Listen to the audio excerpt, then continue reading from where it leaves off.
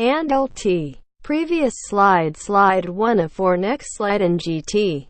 The museum is privately funded and features interactive exhibits of more than 500 biblical artifacts and texts. Washington. Carol Haun has waited years for a museum dedicated to the Bible. On Friday, her prayers were answered. Ms. Haun, a Bible study teacher from Charlotte, N.C., was among the first visitors to the Museum of the Bible, which opens to the public this weekend. It houses more than 500 biblical artifacts and texts and the world's largest private collection of retired Torah scrolls. Critics say the museum, a nearly $500 million endeavor located a few blocks from the National Mall, represents only a Judeo-Christian perspective, and omits other religions like Islam that draw from the Bible. It is largely funded by Steve Green, the evangelical billionaire and owner of Hobby Lobby, the business name that has become shorthand for the 2014 Supreme Court ruling that corporations with religious owners cannot be required to pay for insurance coverage of some contraception. Sign up for the morning briefing newsletter. This will come under attack, and people's agendas will clash, Ms. Haun said. But let this place speak for itself. Really, I'm all about the word, and for this museum to be here for people to see the beauty. It's wonderful, she said. The museum showcases a variety of Christian and Hebrew biblical artifacts, including fragments of the Dead Sea Scrolls and a Bible brought on the Mayflower. It also features exhibits on the Bible's influence on society, including media, fashion, and events in American and world history.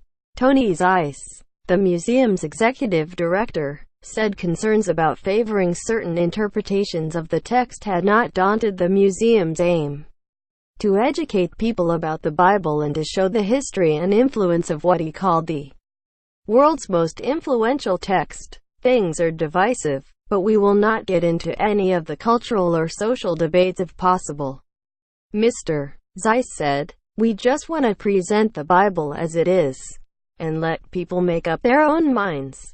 He said more than 100 biblical scholars helped advise the museum to steer clear of favoring any religion or appearing partisan, but some biblical scholars have said the museum's exhibits focus too narrowly on American Protestantism, and have omitted parts of the Bible's history. There are a number of prominent omissions that make it clear that it's not a museum of the Bible as one might imagine it from a secular perspective, said Joel S. Baden, a professor of the Hebrew Bible at Yale University and author of Bible Nation, a book about Hobby Lobby and its investment in Christian projects.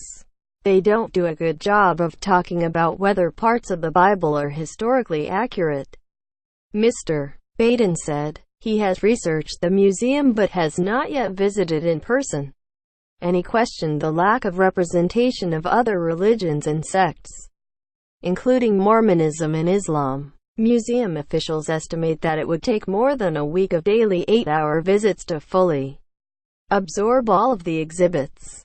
It is the largest privately funded museum in the nation's capital. Outside the museum, a group of Chinese tourists held banners with Mandarin writing, showing solidarity for Christians they said were being persecuted in China, a country notoriously harsh in regulating worship and activism. We pray with you, one woman told museum donors as they entered. Mr. Green and his wife, Jackie, began formally pursuing their vision of a museum focused on the Bible 7 years ago. It was complicated by additional scrutiny, conducted by an outside company, to ensure that none of the exhibits were part of an estimated 500 artifacts that were smuggled out of Iraq and acquired by Hobby Lobby.